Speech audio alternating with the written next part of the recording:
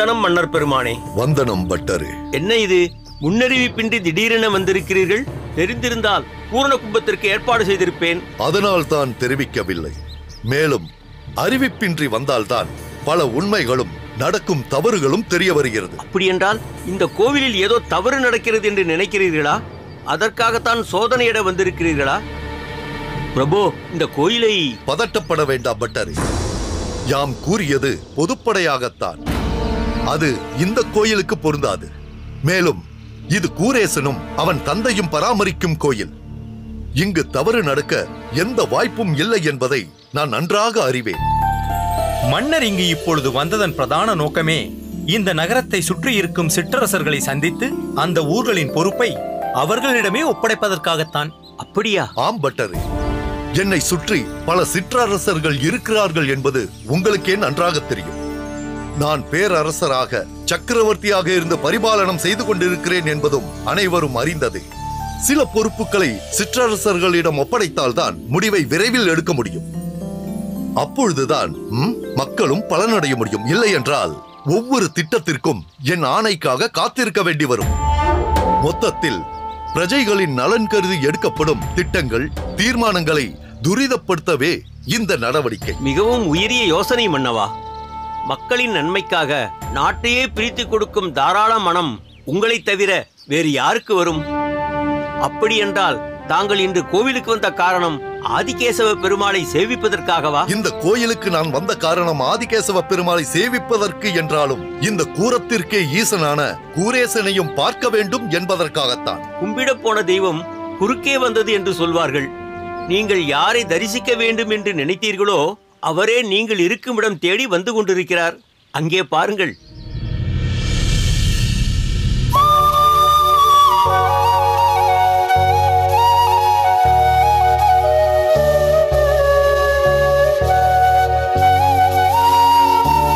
வந்தனம் மன்னவா. வந்தனம் மன்னவா. வணக்கம். என்ன கூரேசா, எப்படி இருக்கிறாய்? ஆதிகேசவனின் திருவருளால் அற்புதமாக இருக்கிறேன். சில நாட்களுக்கு முன்பு நடந்த உற்சவத்தை மிகவும் சிறப்பாக நடத்தியிருந்தாய். எல்லா ஏற்பாடுகளும் கணக்கச்சிதமாக இருந்தது என்று கேள்விப்பட்டேன். இதேபோல் நீ எடுத்துக்கொள்ளும் ஒவ்வொரு காரியத்திலும் கண்ணும் கருத்துமாக இருக்கிறாய் என்பதையும் அறிந்தோம். அதற்கு உன் தந்தையை தான் மெச்ச வேண்டும். எல்லாம் அவர் உன்னை வளர்த்த விதம். அடியன் வளர்த்த விதம் என்று சொல்வதை விட கூரேசனின் தாயார் இவனை போஷித்த விதம் என்றுதான் சொல்ல வேண்டும். தங்களை இங்கு பார்த்தது மிகவும் மகிழ்ச்சியாக இருக்கிறது மன்னவா. பெருமாளை தரிசித்த பிறகு உன்னையும் பார்க்கலாம் என்றுதான் இருந்தேன். நல்ல வேளை நீயே இங்கு வந்துவிட்டாய். வந்துவிட்டாய் என்று சொல்வதை விட ஆதிகேசவனே உன்னை இங்கு அனுப்பி இருக்கிறார் என்றுதான் சொல்ல வேண்டும். என்னை பார்க்கலாம் என்றிருந்தீர்களா? என்ன விஷயம் மன்னவா, சொல்லுங்கள். எதுவாயினும் செய்ய காத்திருக்கிறேன். உன் மூலம் எனக்கு ஒரு உதவியாக வேண்டும். உதவியா? என்ன பிரபு, உதவி என்றெல்லாம் சொல்கிறீர்கள்? கட்டளை என்று சொல்லுங்கள். குருவிடம் சிஷ்யன் கட்டளையிட முடியுமா? குருவா? புரியவில்லையே மன்னவா. புரியும்படியாக சொல்கிறேன். சிறிது காலமாக எனக்கு தமிழ் பாசுரத்தின் மீது ஒரு ஈர்ப்பு ஏற்பட்டுள்ளது. அதை கற்றுக்கொள்ள வேண்டும் என்று ஆர்வமும் ஏற்பட்டு இருக்கிறது. முன்பொரு முறை நீ தமிழ் பாசுரங்களை கற்றுக் கொடுக்கிறாய் என்று கேள்விப்பட்டேன். அதேபோல் எனக்கும் கற்றுக் கொடுக்க முடியுமா? என்ன மன்னவா இப்படி கேட்கிறீர்கள்? இது அடியனுக்கு கிடைத்த மிகப்பெரிய வாய்ப்பு, பாக்கியம். தாங்கள் இங்கு எத்தனை நாட்கள் தங்க திட்டம் தீட்டிருக்கிறீர்கள்? எப்பொழுதிலிருந்து துவங்க வேண்டும் என்று சொல்லுங்கள். அடியேன் அதற்கு சித்தமாக இருக்கிறேன். உனக்கு எப்பொழுது சௌகரியம் என்று சொல், அப்பொழுதே வைத்துக் கொள்ளலாம். நானே உன் இல்லம் தேடி வருகிறேன். நீங்கள் அடியனை தேடி வருவதா? அபச்சாரம், அபச்சாரம். நீங்கள் எங்கு தங்கியிருக்கிறீர்கள் என்று சொல்லுங்கள். அடியேன் உங்களை தேடி வருகிறேன். நல்ல விஷயங்களை தொடங்குவதில் தாமதம் இருக்கக்கூடாது. நாளையிலிருந்தே ஆரம்பிப்போம். அதுவும் சரிதான். அடுத்த 15 நாட்களுக்கு நான் இங்குதான் இருக்கப் போகிறேன். அதற்குள் எந்த அளவிற்கு பாசுரங்களை கற்க முடியுமோ அந்த அளவிற்கு கற்றுக்கொள்கிறேன். நீ நாளை என் அரண்மனைக்கே வந்துவிடு. அவசியம் அண்ணா, அப்படியே செய்கிறேன். நாளையே அடியேன் நீங்கள் தங்கியிருக்கும் அரண்மனைக்கு வந்து விடுகிறேன். தமிழ் பாசுர வகுப்பை அப்பொழுதே தொடங்கிவிடலாம். சரி, அப்படியே செய்வோம். இப்பொழுது எல்லோரும் சேர்ந்து ஆதிகேசவ பெருமாளை சேவித்து விட்டு வரலாம். என்ன பட்டரே, நடை அடைக்கும் நேரம் நெருங்கிவிட்டதோ? இல்லை மன்னவா, சரியான நேரத்திற்கு தான் வந்திருக்கிறீர்கள். ஆதிகேசவனை கண்குளிர சேவிக்கலாம். வாருங்கள். வாருங்கள்.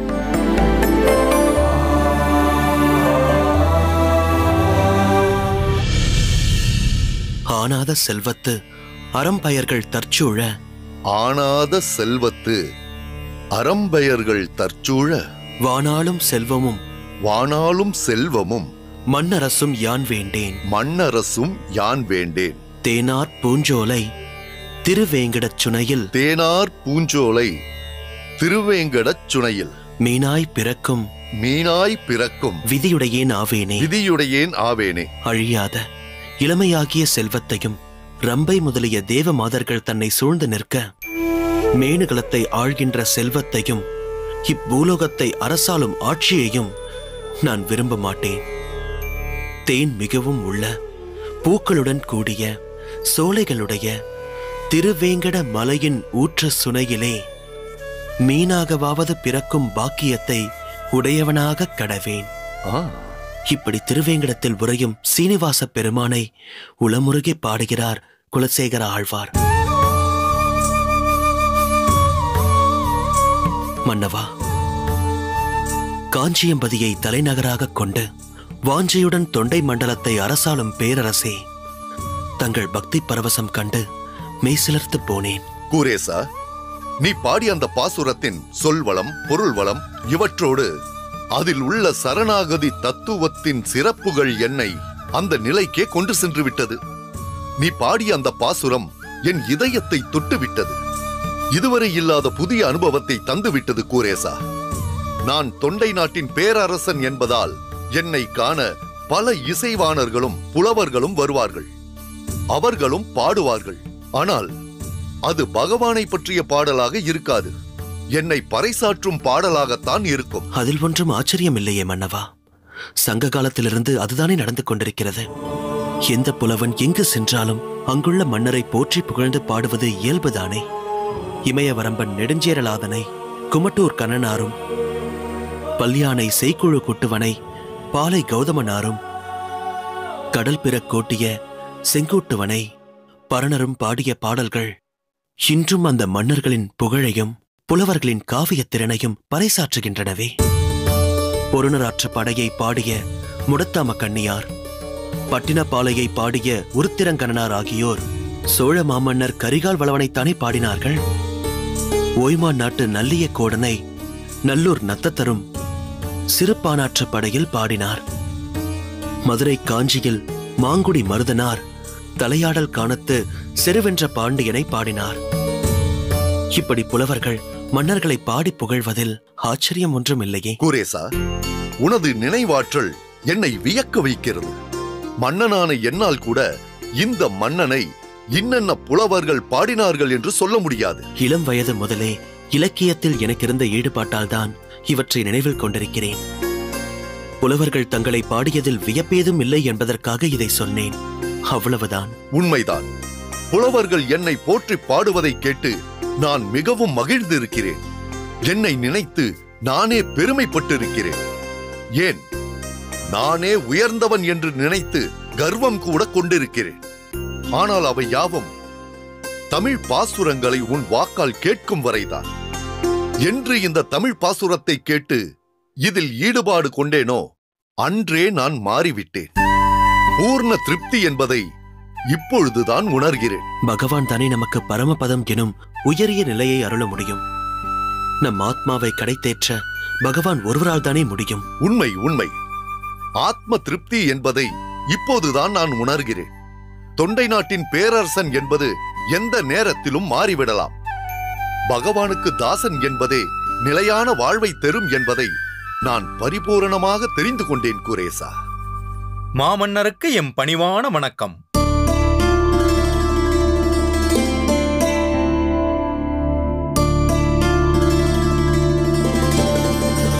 மன்னவா, தாங்கள் குறிப்பிட்டு கூறிய 3 சிற்றரசர்களும் இங்கு வந்துள்ளனர். அவர்களை அழைத்து வரவா? இப்போது என்னால் அவர்களை பார்க்க முடியாது. தாங்கள் எப்போது பார்க்கலாம் என்று சொல்கிறீர்களோ அதுவரை அவர்களை காத்திருக்கச் சொல்கிறேன். இன்று இங்கிருந்து என்னால் எங்கும் வர முடியாது. வேண்டுமானால் நாளை காலை நான் அவர்களை சந்திப்பதாக சொல்லுங்கள். மன்னவா, குறுக்கிடுவதற்கு மன்னிக்க வேண்டும். தாங்கள் குறிப்பிட்டு கூறியவர்கள் என்பதால் அந்த சிற்றரசர்கள் இங்கு வந்திருக்கிறார்கள். அதனால் தாங்கள் அவர்களை சந்தித்த பிறகு நாம் நமது பாசுர வகுப்பை தொடரலாம். தாங்கள் சிற்றரசர்களோடு பேசிவிட்டு வரும் வரை நான் வெளியில் காத்திருக்கிறேன். வேண்டாம் வேண்டாம், நீ எதற்கு போக வேண்டும்? உனக்கு தெரியக்கூடாத ரகசியம் என்று இனி என் வாழ்வில் ஏதும் இல்லை. நீ இங்கேயே இரு. பிரதானியாரே, மன்னா, அவர்களை வரச் சொல்லுங்கள். உத்தரவு மன்னா. நான் இன்று அவர்களை இங்கு வர சொல்லி இருக்கக்கூடாது. தேவையில்லாத தொல்லை. அவர்களை சொல்லி குற்றமில்லை மன்னவா. மதியம் தொடங்கிய பாசுர வகுப்பு அந்தை சாய்ந்தும் தொடரும் என்று அடியே நினைக்கவில்லை. நானும் பாசுரத்தில் லயித்து விட்டதால் நேரம் போனதே உணராமல் இருந்து விட்டேன். உனக்கு ஏதாவது அவசர வேலை இருக்கிறதா? போக வேண்டுமா? பாசுரத்தை சேவிப்பதை விட வேறு என்ன வேலை அடியனுக்கு? இன்னும் சிறிது நேரம் சேவிக்கலாம்.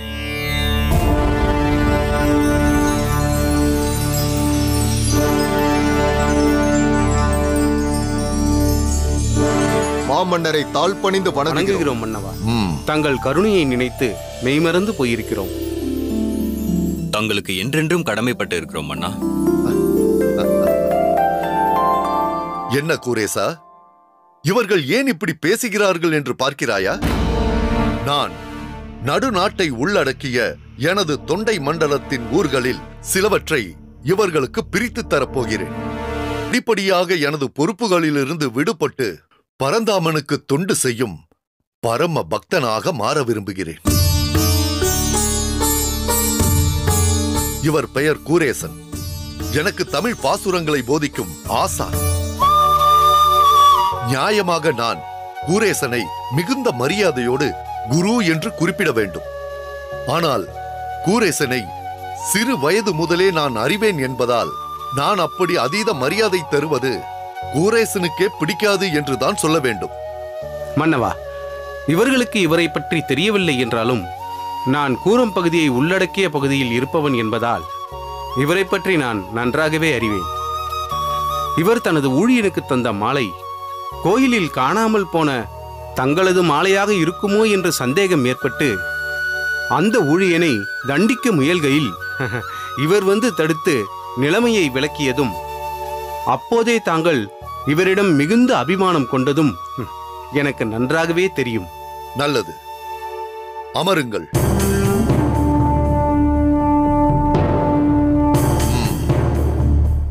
பிரதானியாரே, நான் சொன்னபடி இவர்கள் மூவருக்கும் யார் யாருக்கு எந்தெந்த ஊர்களை அளிக்க வேண்டும் என்ற பட்டியலை தயாரித்து விட்டீர்களா? இதோ அந்த ஏட்டையே கொண்டு வந்திருக்கிறேன் மன்னவா. தாங்களே ஒரு முறை அதை படித்து விடுங்கள்.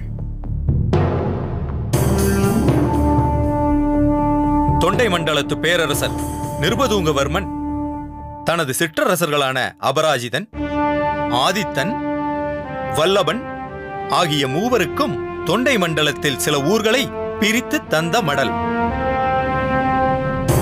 பிரதானியாரே, மன்னவா, இந்த சுவடியின் மூலப்பிரதியை உங்களிடம் பத்திரமாக வைத்துக் கொண்டு இவர்கள் மூவருக்கும் அதிலிருந்து பிரதி எடுத்து தந்து விடுங்கள்.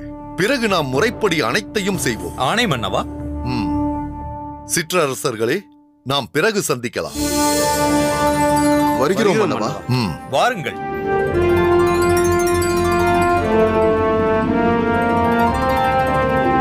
மன்னவா, தங்கள் செயல் கண்டு வியந்து போனேன்.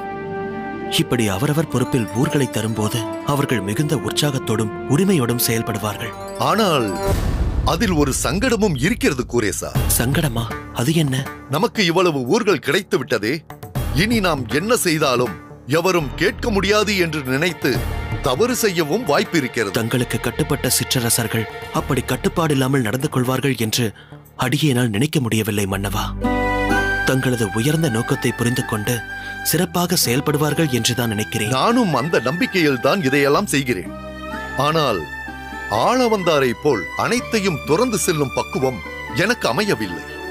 அவரை போல் ஆச்சாரிய பீடத்தில் அமரும் அருகதையும் எனக்கில்லை. சிறிது சிறிதாக பற்றுகளிலிருந்து விடுபட்டு பரமபதநாதனின் பாதங்களை பற்றிக் கொள்ள வேண்டும் என்றுதான் இப்படியெல்லாம் செய்து கொண்டிருக்கிறேன். பாசுரங்களை கேட்கிறேன். நீ சொன்ன சங்கதியை ஏற்றுக்கொண்டேன். சரி கூரேசா, நேரத்தை கடத்த வேண்டாம். நீ பாசுரத்தை தொடர்ந்து சொல். பின்னிட்ட சடையானும் பிரம்மனும் இந்திரனும் பின்னிட்ட சடையானும் பிரம்மனும் இந்திரனும் துன்னிட்டு புகழறிய வைகுந்த நீள்வாசல். துன்னிட்டு புகழறிய வைகுந்த நீள்வாசல்.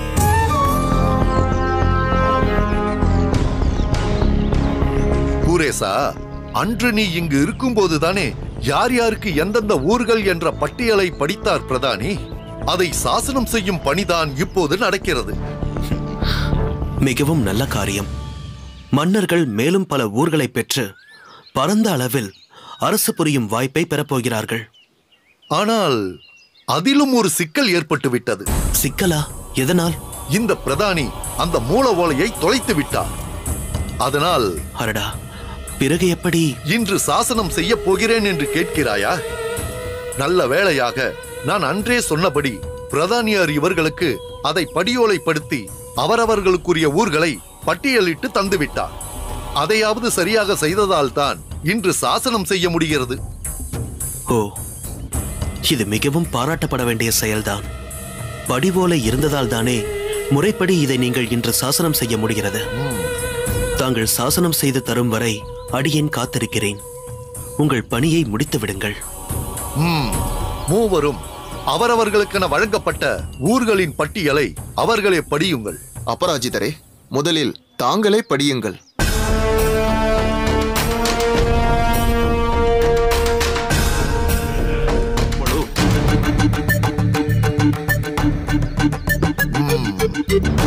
இவைகள் தானே? இவைகள்தான் மன்னவா. பிரதானியாரே, மன்னவா, அரச முத்திரையை கொண்டு வந்திருக்கிறீர்கள் அல்லவா? இதோ இருக்கிறது மன்னவா. அந்த ஓலைகளை பெற்று வாருங்கள். லட்சணை இட்டு கைசாத்தும் இட்டு விடுகிறேன். ஆகட்டும் மன்னவா.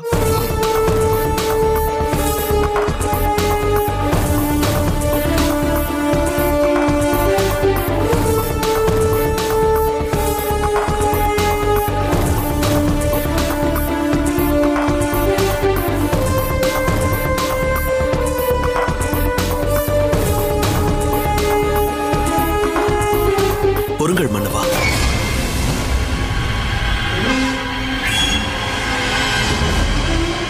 குறுக்கிடுவதற்காக மன்னிக்க வேண்டும். அதற்கு அவசியமில்லை கூரேசா.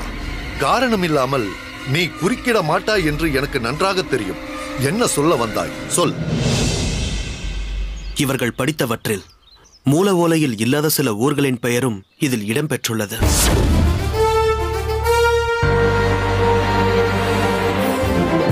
சொல் கூரேசா, எதை கொண்டு மூல ஓலையில் இல்லாத சில ஊர்கள் இதில் இருப்பதாக சொல்கிறாய்?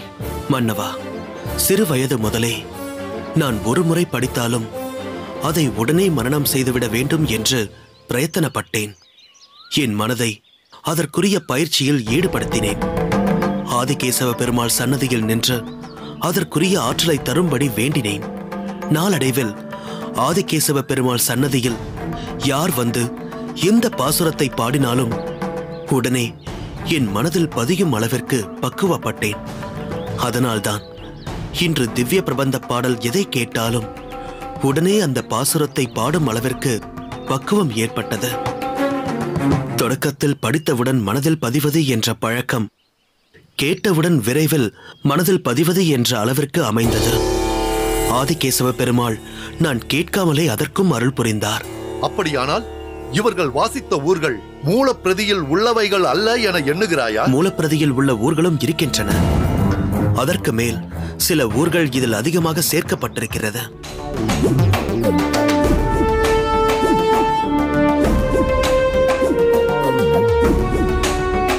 மன்னவா, என்னால் குழப்பம் நேர்ந்து விட்டது. ஏன் அப்படி நினைக்கிறாய் கூரேசா? குழப்பம் நேராமல் தவிர்க்கப்பட்டது, தவறு நேராமல் தடுக்கப்பட்டது. நீ சொல்வதில் உண்மை இருக்கும் என்பதால் தான் இப்படி செய்தேன். என் கண் முன்னால் ஒரு தவறு நடப்பதை என்னால் பொறுத்துக் கொள்ள முடியவில்லை மன்னவா. அதனால் தான் குறுக்கிட்டேன். இப்படி ஒரு குழப்பத்தை ஏற்படுத்திவிட்டேன். எல்லா குழப்பங்களையும் தீர்க்கக்கூடியது திராவிட தமிழ் வேதமான பாசுரங்கள் அல்லவா? அந்த ஆதிகேசவன் அருளால் திவ்ய பிரபந்த பாசுரங்கள் அனைத்தையும் நினைவில் வைத்திருப்பவன் அல்லவா நீ?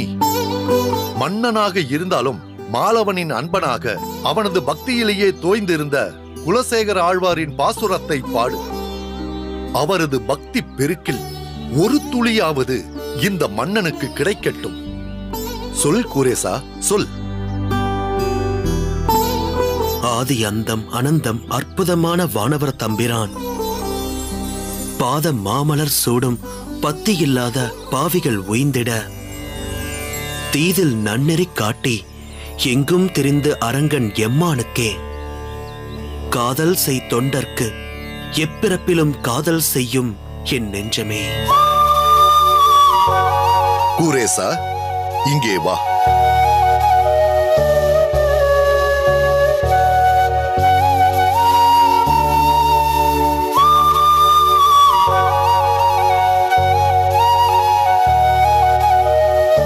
அமைச்சர்களே, இந்த மூல ஓலையில் உள்ள ஊர்களும் கூரேசன் சொன்ன ஊர்களும் சரியாக இருக்கிறதா என்று பாருங்கள். இவர்கள் மூவருக்கும் நான் தருவதாக கூறியிருந்த ஊர்களை மட்டுமல்ல, இவர்கள் இப்பொழுது ஆண்டு கொண்டிருக்கும் பகுதிகளையும் பறித்து அனைத்தையும் உன்னிடம் தரப்போகிறேன்.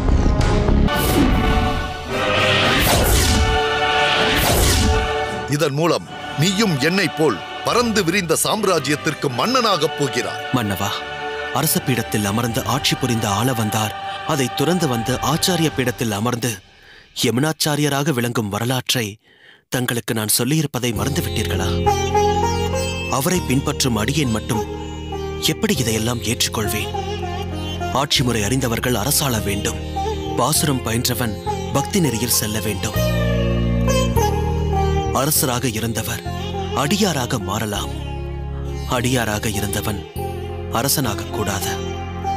அதனால் இதையெல்லாம் ஏற்கும்படி என்னை வற்புறுத்தி தங்கள் பேச்சை மறுக்கும் சங்கடத்திற்கு என்னை ஆளாக்காதீர்கள். இல்லை இல்லை, உனக்கு விருப்பமில்லாத ஒன்றை நான் வற்புறுத்த மாட்டேன்.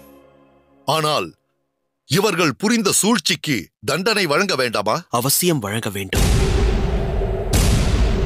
என்ன தண்டனை வழங்கலாம்? அதை நீயே தெரிவித்து விடு. இவர்கள் செய்த தவறை மன்னித்து இவர்களுக்கு தருவதாக சொன்ன ஊர்களை தந்து விடுங்கள்.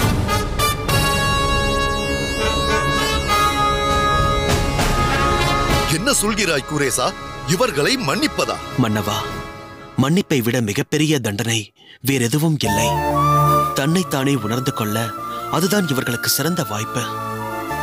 ஏற்கனவே மூல உலையில் உள்ள ஊர்களை மட்டுமல்ல, இவர்களாக சேர்த்து கொண்ட ஊர்களையும் இவர்களுக்கே வழங்கிவிடுங்கள். அதையெல்லாம் பெற வேண்டும் என்பதற்காகத்தானே இதையெல்லாம் செய்தார்கள். அவற்றை நீங்களே தந்துவிட்டால் பிறகு அது குற்றமாகாதே. இதற்காகவா இவ்வளவு பெரிய தவறை செய்தோம் என்ற குற்ற உணர்ச்சியே இவர்களின் மனதை கொள்ளும். மீண்டும் அப்படி ஒரு தவறு செய்யாமல் தடுக்கும். அதனால் நீங்கள் இவர்களுக்கு தரக்கூடிய தண்டனை அந்த ஊர்கள் அனைத்தையும் இவர்களுக்கே தருவதுதான் மன்னவா. கூரேசா, என் மனதில் நீ மிகவும் உயர்ந்து விட்டாய். இன்னா செய்தாரை ஒருத்தல் அவர் நாண நன்னயம் செய்துவிடல் என்ற குரலுக்கு இதைவிட உதாரணம் வேறு எதுவும் இருக்க முடியாது. உன் விருப்பப்படியே செய்கிறேன். என்ன சிற்றரசர்களே, கூரேசனின் பெருமையை இப்பொழுதாவது புரிந்து கொண்டீர்களா? புரிந்து கொண்டோம் மன்னவா, நன்றாக புரிந்து கொண்டோம். கூரேசா, மன்னவா, நீ சிற்றரசர்களை மட்டுமல்ல, நாடு, மக்கள், அரியணை, பரிவாரங்கள், பட்டம், பதவி, சொந்தம், பந்தம், பாசம், பற்றுதல்கள் அனைத்தும் நிரந்தரம் இல்லை என்ற என்னுடைய அறிவு கண்களையும் திறந்து விட்டாய் கூரேசா. இப்பொழுதே இந்த நாட்டையும் நாட்டு மக்களையும் துறந்து நம் ஆச்சாரியர் யமுனாச்சாரியரை போல் துறவரம் மேற்கொள்ள என் மனம் துடிக்கிறது, தவிக்கிறது. ஆனால் ஆச்சாரியருக்கு இருக்கும் பக்குவம் எனக்கு இல்லையே கூரேசா. நான் என்ன செய்வேன்? மன்னவா, கவலை வேண்டாம். துறவரம் மேற்கொள்ள முடியவில்லையே என்று வருந்த வேண்டாம். நம் ஆச்சாரியரின் உபதேசங்களை பின்பற்றி தாங்கள் நல்லாட்சி நடத்தினாலே அந்த எம்பெருமான் மகிழ்ச்சி அடைவார். தங்களை போன்ற நல்ல உள்ளம் கொண்ட மாமன்னர் இந்த நாட்டிற்கு தேவை. நம்மாழ்வார் நமக்களித்த தமிழ் திராவிட வேதமான பாசுரங்களை தாங்களும் பயின்று அதன் நல் உபதேசங்களை மக்களுக்கும் போதித்து அவர்களையும் நல்வழிப்படுத்தக்கூடிய கடமை தங்களுக்கு இருக்கிறது. அதை தாங்கள் திறம்பட செய்தாலே ஆச்சாரியருக்கு பூரண திருப்தி உண்டாகும். ஆம் கூரேசா, நீ சொல்வது முற்றிலும் உண்மை. இனி ஆச்சாரியரின் திருவடியே எனக்கு புகலிடம். நீ போதிக்கும் தமிழ் பாசுரங்களே என் உயிர் மூச்சு. என் மனம் தெளிந்தது. என்னுடைய கடமை என்னவென்று அறிந்து கொண்டேன். மக்கள் பக்தியோடும் அமைதியுடனும் பூரண திருப்தியோடும் இருக்க வேண்டும். இதுவே என் தலையாய கடமை. இதை எமக்கு உணர்த்தியதற்கு மிக்க நன்றி குரேசா, மிக்க நன்றி.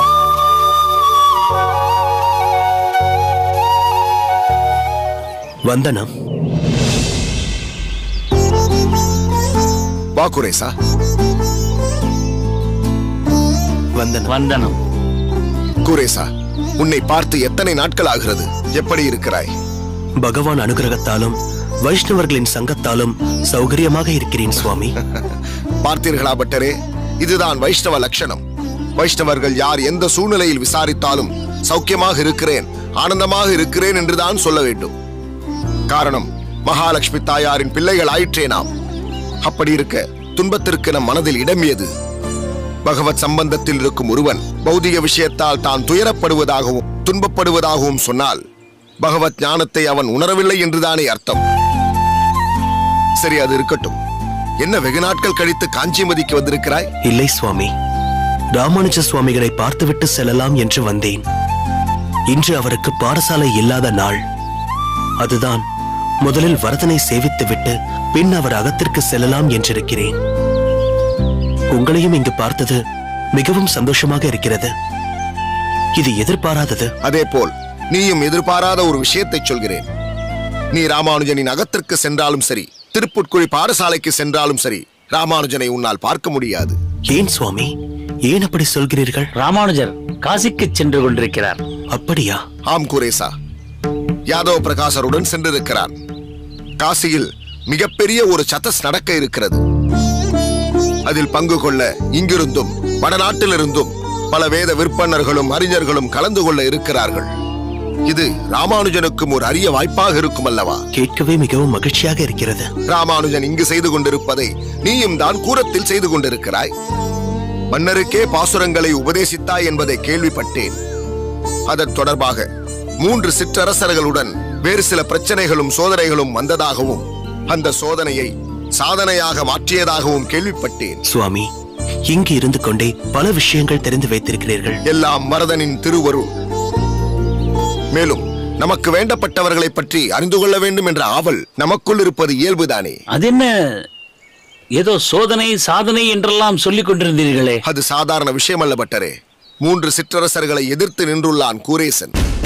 அவர்களுடைய மிரட்டலுக்கு அஞ்சாமல் தன் நிலையில் ஸ்திரமாக இருந்திருக்கிறான் கூரேசன். மன்னர் அந்த சிற்றரசர்களுக்கு சில ஊர்களை கொடுப்பதாக தெரிவிக்க பேராசை பிடித்த அந்த சிற்றரசர்கள் பிரதானியின் துணை கொண்டு ஓலையை மாற்றி எழுதி மன்னரை ஏமாற்ற திட்டமிட்டிருந்திருக்கிறார்கள். கூரேசன் அந்த சூதிலிருந்து மன்னரையும் நாட்டையும் காப்பாற்றி இருக்கிறார். இதை கண்டு நெகிழ்ந்து போன மன்னர் அந்த சிற்றரசர்களுக்கு கொடுக்க வேண்டிய ஊர்களை கூரேசனுக்கே கொடுப்பதாக சொல்ல அதை ஏற்க மறுத்து அந்த சிற்றரசர்களுக்கே அந்த ஊர்களை கொடுக்க சொல்லி இருக்கிறான் கூரேசன். அந்த விதத்தில் கூரேசனை வெகுவாக பாராட்ட வேண்டும். இது குறித்து அடியேனே உன்னை கூரத்திற்கு வந்து சந்திக்க வேண்டும் என்று நினைத்திருந்தேன் கூரேசா. சுவாமி, இதில் அடியேனை பாராட்ட எதுவும் இல்லை. பார்க்க போனால் பாசுரம் என்ற ஒரு விஷயத்தை என் மனதில் ஆழமாக பதிய வைத்தவர் ராமானுஜ சுவாமிகள். அதனால் இது அவருடைய ஆசையை தவிர வேறு எதுவும் இல்லை. எப்படியாவது அவருக்கு அடியேன் ஏதாவது சேவை செய்ய வேண்டும், ஏதாவது ஒரு விதத்தில் உதவ வேண்டும் என்று அடியேன் முயற்சித்துக் கொண்டிருக்கிறேன். அதற்கு உங்களை போன்ற உன்னதமான வைஷ்ணவர்களின் ஆசையும் தேவை. குரேசா, அடியேனின் மனதில் தோன்றியதை சொல்கிறேன். எதிர்காலத்தில் ராமானுஜன் இந்த சமுதாயத்தையே மாற்றி அமைக்கப் போகிறார். அனைத்து தரப்பைச் சேர்ந்த மக்களையும் ஒன்று சேர்க்கும் விஷயத்தில் மாபெரும் சக்தியாகவும் வழிகாட்டியாகவும் விளங்கப் போகிறார். அதில் நிச்சயம் உனக்கும் பெரும் பங்கொன்று இருக்கும். நீயும் அவனுக்கு துணையாக இருப்பாய். நீயும் அவனும் சேர்ந்து இந்த சமுதாயத்திற்காக, வைணவ சம்பிரதாயத்திற்காக பல காரியங்களை செய்ய போகிறீர்கள். இதை அடியேனால் உறுதியாக சொல்ல முடியும். சுவாமி, நீங்கள் கூறுவது மனதிற்கு மிகவும் சந்தோஷமாகவும் இருக்கிறது, தெம்பையும் அளிக்கிறது. இது மட்டும் நடக்குமேயானால் இந்த பிறவியின் பலனை அடியேன் அடைந்து விட்டதாக கருதுவேன். நிச்சயம் அடைவாய் கூரேசா. நீ மட்டுமல்ல, உன் சம்பந்தத்தால் மற்றவர்களையும் பிறவிப் பயனை அடையும்படி செய்வாய். இதற்கு நீ என்றென்றும் ராமானுஜனை பின்பற்ற வேண்டியது மிக மிக அவசியம். தங்களின் கட்டளைப்படியே நடந்து கொள்கிறேன் சுவாமி. பட்டரே, சுவாமி, கூரேசனை அழைத்துச் சென்று வரதனை சேவிக்கச் செய்யுங்கள். கூரேசா, வரதனை சேவித்துவிட்டு அடியேனின் மடத்திற்கு வா. உன்னிடம் பேச வேண்டியது நிறைய இருக்கிறது. அவசியம் வருகிறேன் சுவாமி. பட்டரே, அழைத்துச் செல்ல. அப்படியே வாரும் குரேசரே, வாருங்கள்.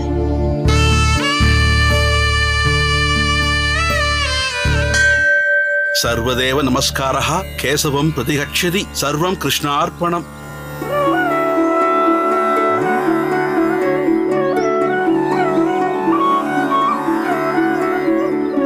வந்தனம் பட்டரே. வந்தனம். என்ன ஆச்சரியமாக இருக்கிறதே, அடியேன் காண்பது நிஜம்தானா? இதில் ஆச்சரியத்திற்கு என்ன இருக்கிறது குரேசா? அதே கோவில், அதே ஆதிகேசவ பெருமாள். வாஸ்தவம்தான். ஆனால் பட்டர் சுவாமிகளை வெகு நாட்கள் கழித்து இங்கு காண்கிறேன். அந்த ஆச்சரியத்தை தான் சொன்னேன். ஓ, அதை கேட்கிறாயா? பக்கத்தில் திருமால்புரத்தில் தான் இருந்தேன். சில மாதங்கள் அங்கு கைங்கரியம் செய்ய அழைத்திருந்தார்கள். மிகவும் வேண்டப்பட்டவர்கள் அழைத்திருந்ததால் அங்கு சென்றிருந்தேன். இருப்பினும் நம் ஆதிகேசவனை பிரிந்து அதிக நாட்கள் இருக்க முடியவில்லை. உடனே புறப்பட்டு யதாஸ்தானத்திற்கு வந்துவிட்டேன். மிக்க சந்தோஷம். எப்படியோ ஆதிகேசவன் தங்களை மீண்டும் தன் இடத்திற்கே வரவழைத்து விட்டான். சென்ற முறை திருக்கட்சி நம்பிகள் நம் சன்னதிக்கு வந்திருந்த போது வாஞ்சையோடு தங்களை பற்றி விசாரித்துவிட்டு சென்றார். ஓஹோ, அப்படியா? அது சரி குரேசா, உன்னால் மட்டும் எப்படி இப்படியெல்லாம் இருக்க முடிகிறது? சுவாமி, தாங்கள் எதை பற்றி கூறுகிறீர்கள்? இல்லை, தனி மனித சாதனையிலும் சரி, பல செயற்கரிய செயல்களை செய்து முடித்த போதும் சரி, அகங்காரம் என்பதன் சிறு சுவடு கூட உன்னிடம் தென்படுவதில்லையே. அதைத்தான் கேட்டேன். அடியேனுக்கென்று ஒரு தனி பெருமை கிடையாது. எல்லாம் அடியனின் ஆசான் ராமானுஜருக்கே உரித்தானது. அவரிடத்தில் இல்லாத வினயமா அடியனிடத்தில் இருக்க போகிறது? அவருடைய திருநோக்கம் அடியேன் மீது விழுந்திருப்பதால் இந்த நாருக்கும் அப்பூவின் வாசம் சற்று கிட்டியிருக்கக்கூடும். அவ்வளவே. வினயத்திற்கும் அவரே அடியேனின் ஆசான். பார்த்தாயா, வினயம் என்னும் தன்னடக்கம் உன்னிடம் மீண்டும் பிரதிபலிக்கிறது. உன் ராமானுஜனும் சரி, நீயும் சரி, இருவருமே ஒரே மாலையில் கோர்க்கப்பட்ட இரு வாசமிகு மலர்கள். இப்படியும் வைத்துக் கொள்ளலாம். எல்லா சிஷ்யர்களுமே தன் ஆசானிடத்தில் நிரம்பியிருக்கும் அனைத்து நற்குணங்களையும் ஸ்வீகரித்து விடுவதில்லை. அதிலும் உள்ளது உள்ளபடி தன்னடக்கத்தை கைக்கொள்பவர்கள் அரிதிலும் அரிது. பட்டர் சுவாமிகளே, உள்ளது உள்ளபடி என்றால் புரியவில்லையே. குரேசா, தன்னடக்கமும் எந்த சூழ்நிலையில் எப்படி கையாளப்படுகிறது என்பது மிக முக்கியம். சில பேர் தன்னடக்கத்தில் சிறந்திருப்பவன் போல் இருப்பான். காரணம், அவனுடன் கூட இருக்கும் எஜமானன் வலிமை உள்ளவனாக இருக்கும் போது அவனை திருப்திப்படுத்த தன்னடக்கத்தோடு இருப்பது போல் காட்டிக்கொள்வான். ஆனால் அவன் இயல்பு அது கிடையாது. தன் தவறுகளுக்கு தன் எஜமானரிடம் இருந்து தண்டனை ஏதும் வந்துவிடாமல் இருப்பதற்காக வினயத்தோடு இருப்பதாக காட்டிக்கொள்வார்கள். அது எப்படி தன்னடக்கமாகும்? ஆனால் எல்லா நற்பண்புகளுக்கும் உறைவிடமாய் இருந்தும் ஒருவன் வினயத்தோடு இருக்கிறான் பார், அவன்தான் தன்னடக்கத்தின் திருவுருவம். அதற்கு உதாரணம் நீ. ஆம் குரேசா, உன் ஆசான் ராமானுஜனைப் போல் நீயும் ஒரு நறுமலர் என்றேனே. இந்த அபூர்வ பூவானது அரசவை சென்று அரண்மனை முழுவதும் நறுமணம் வீசி வந்திருக்கிறது என்பதை நான் அறிந்து கொண்டேன். அரசரே உனது கீர்த்தியை புகழ்ந்து பாராட்டி உனக்கென்றே பிரத்யேகமான சில ஊர்களை தந்து உன்னை சிற்றரசனாக்க சித்தமாயிருந்திருக்கிறார். ஆனால் நீயோ அதை வேண்டாம் என்று மறுத்திருக்கிறாய்.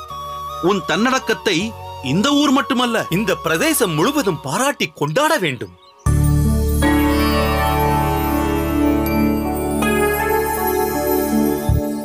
தங்கள் இருவருக்கும் இந்த சிறியேனின் சிரம்தாழ்ந்த வந்தனங்கள். வந்தனம்.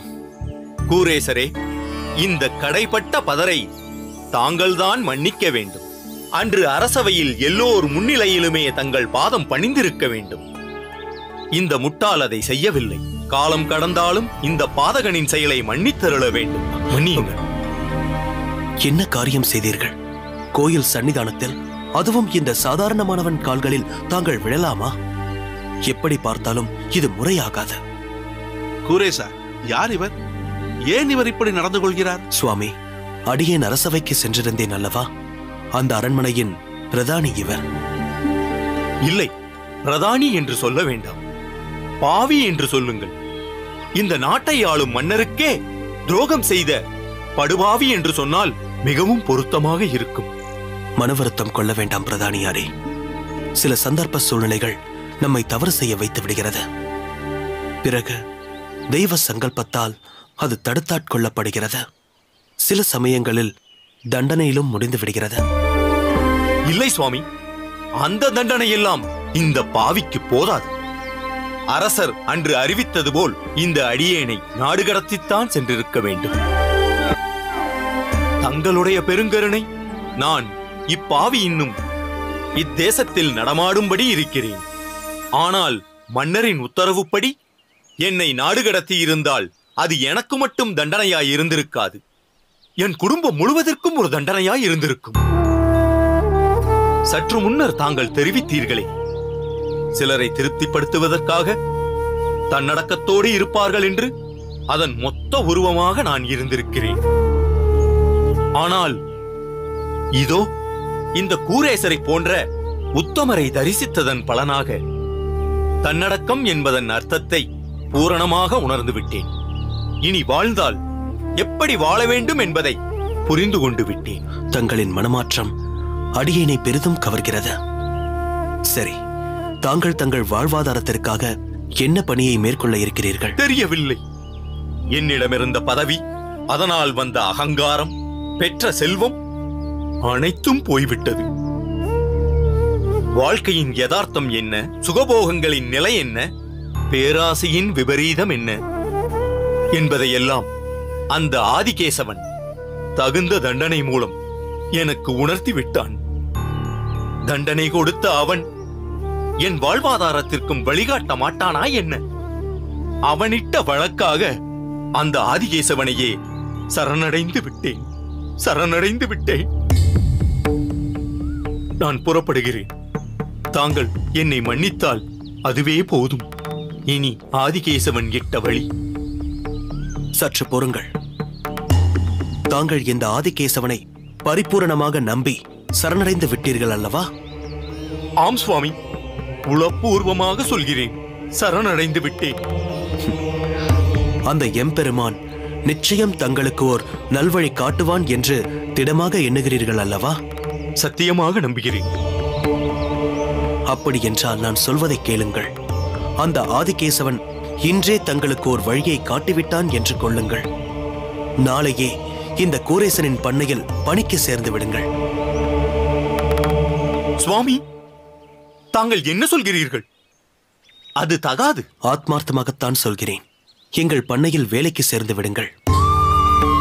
மிகவும் பிரயத்தனப்பட்டு பல பரீட்சைகள் செய்து ஒரு நல்லவனை தேடி வேலையில் அமர்த்துவதை காட்டிலும் உண்மையாய் தன் தவறுக்கு வருந்தி பிராயச்சித்தம் தேட நினைப்பவரை நம்பகமாகவே எண்ணி வேலையில் அமர்த்துவது தகுந்த செயல்தான்.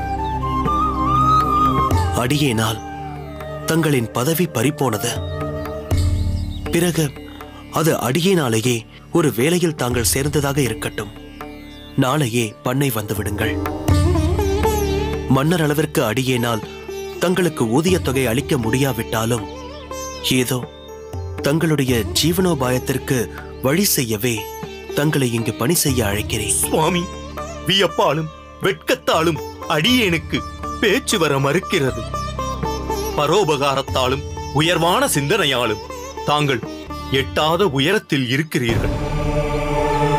இருப்பினும் அற்ப புழுவான அடியேனையும் தங்களின் கருணை வள்ளல் தன்மையால் கண்கொண்டு பார்க்கிறீர்கள். அதற்கு மதிப்பளிப்பது மிகவும் அவசியம்.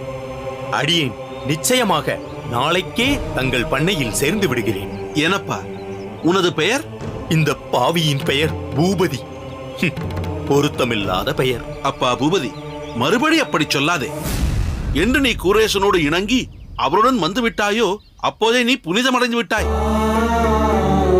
இனி உன் விசுவாசத்தாலும் பயன் கருதா உழைப்பாலும் கூரேசனுக்கு நற்பெயர் ஏற்படும்படி நீ வாழ வேண்டும். அதுதான் முக்கியம். நிச்சயமாக செய்வேன் சுவாமி. அடியேனுக்கு புதுவாழ்வு தந்த செம்மல் இவர். எனவே என்றும் விசுவாசத்தோடு இருப்பேன். மனபாரத்தோடு வந்த எனக்கு இப்போது நிம்மதி நிரம்பி வழிகிறது. உத்தரவு வாங்கிக் கொள்கிறேன். போய் வருகிறேன் சுவாமி.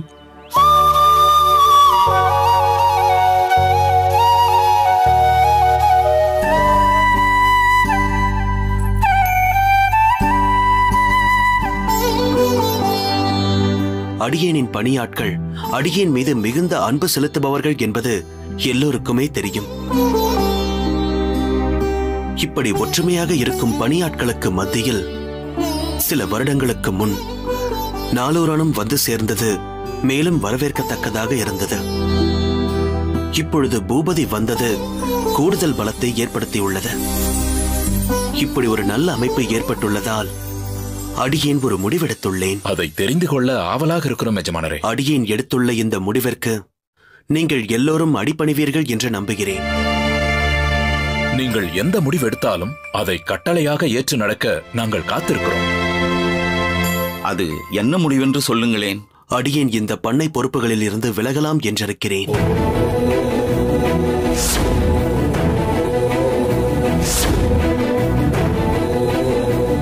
என்ன எஜமானரே, இப்படி இடிபோல் ஒரு வாக்கியம் சொல்கிறீர்கள்?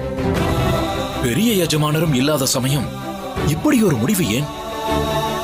உங்கள் தமிழ் பாசுர பணிகள் முடிந்த ஓய்வு நேரத்தில் நான் நம் பண்ணையின் விஷயங்களை, கணக்கு வழக்குகளை உங்களுடன் பகிர்ந்து கொள்கிறேன். இப்பொழுது நீங்களும் விலகிக் கொள்கிறேன் என்றால் பண்ணையின் பொறுப்பை யார் ஏற்றுக்கொள்வார்கள்? இல்லை எஜமானியம்மா அவர்கள் பார்த்துக் கொள்ளப் போகிறார்களா? என்ன நாளூரான், சுவாமியே இதை விட்டு விலகுவது என்று தீர்மானித்திருக்கும் பொழுது நான் மட்டும் தனியாக இருந்து என்ன செய்ய போகிறேன்? அவருக்கு உறுதுணையாக அவருடன் இருப்பதுதான் என் கடமை, தர்மம் எல்லாம். மனம் வெறுத்து போயோ இயலாமைனாலோ இந்த முடிவை நாங்கள் எடுக்கவில்லை. எங்களுக்கென்று சில குறிக்கோள் உள்ளது, சில லட்சியங்கள் உள்ளது. அதை நிறைவேற்ற வேண்டிய நேரமும் வந்துவிட்டது.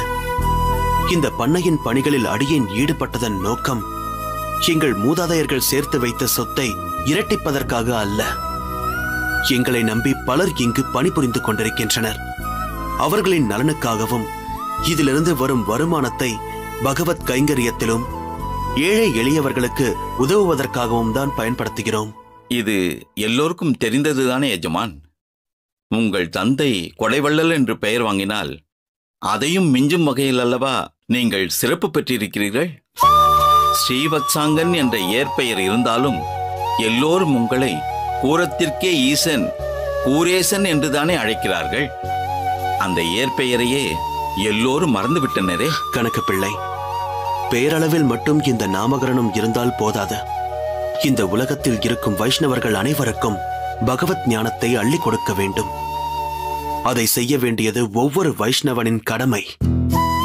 அந்த வகையில் அடியேனின் குருநாதர் ராமானுஜர் பல பொறுப்புகளை ஒப்படைத்துள்ளார்.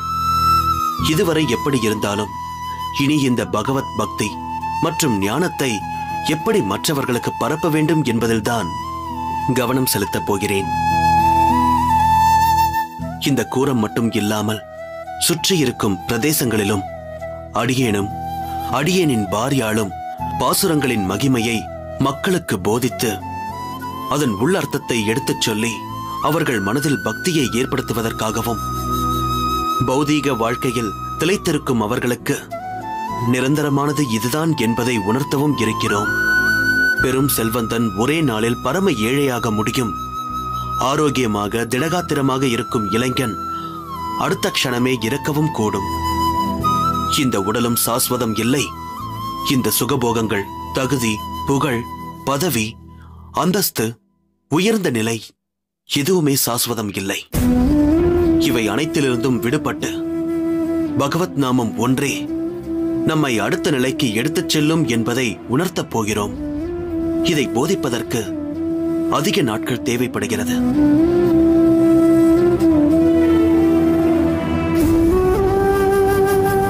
அதனால் உங்கள் பொறுப்பை 3 விதமாக பிரித்திருக்கிறேன். பிரசாத சேவையை கணக்கு பிள்ளையும்,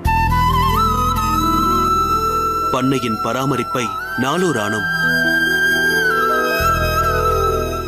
பணியாட்களுக்கும் மற்ற மக்களின் தேவையை கவனித்துக் கொள்ளும் பொறுப்பை பூபதியும் பார்த்துக் கொள்ளட்டும். இதில் அடியேனின் மாமனார் ஆண்டாளின் தந்தை உங்களுக்கு உறுதுணையாக இருப்பார். அடியேன் எல்லாவற்றையும் ஆராய்ந்து விட்டுதான் இந்த முடிவை எடுத்துள்ளேன். அதற்காக கூரத்தை விட்டே செல்லப் போகிறேன் என்பதில்லை. அவ்வப்பொழுது இங்கு வந்து சென்று கொண்டுதான் இருப்பேன். இடையில் பண்ணையை பராமரிப்பதற்கான ஒரு குறிப்பிட்ட தொகையை பூபதியிடம் கொடுத்துவிட்டு செல்கிறேன். அதிலிருந்து தேவையான தொகையை நீங்கள் பெற்றுக்கொள்ளலாம். சுவாமி, என்ன சொல்கிறீர்கள்? என்னிடமா? என்னையும் ஒரு பொருட்டாக நினைத்தா ஒரு பெரிய தொகையை கொடுக்க போகிறீர்கள்? ஏன், அதில் என்ன தவறு? நீங்கள் தான் ராஜ்ய பரிபாலனம் செய்தவர். அதற்குண்டான அனுபவமும் தகுதியும் உங்களுக்கு இருக்கிறது. அந்த பரிபாலனத்தை சரிவர செய்திருந்தால் என்னிடம் ஒப்படைப்பதில் அர்த்தம் இருக்கிறது. ஆனால் நானோ தவறுகளும் சூழ்ச்சிகளும் செய்தவன். அதே காரணத்திற்காகத்தான் இதை உங்களிடம் ஒப்படைக்கிறேன். நல்லவன் எப்பொழுது வேண்டுமானாலும் கெட்டவனாக மாறலாம். ஆனால் தவறு செய்து திருந்தியவன் அதன் பின் என்றும் தவறு செய்யவே மாட்டான். உங்கள் மீது அடியனுக்கு பரிபூர்ண நம்பிக்கை உள்ளது. இனி இந்த பண்ணையை முழுவதும் நிர்வகிப்பது உங்கள் மூவர் கையில்தான் இருக்கிறது. எல்லோருக்கும் என்னுடைய வாழ்த்துக்கள்.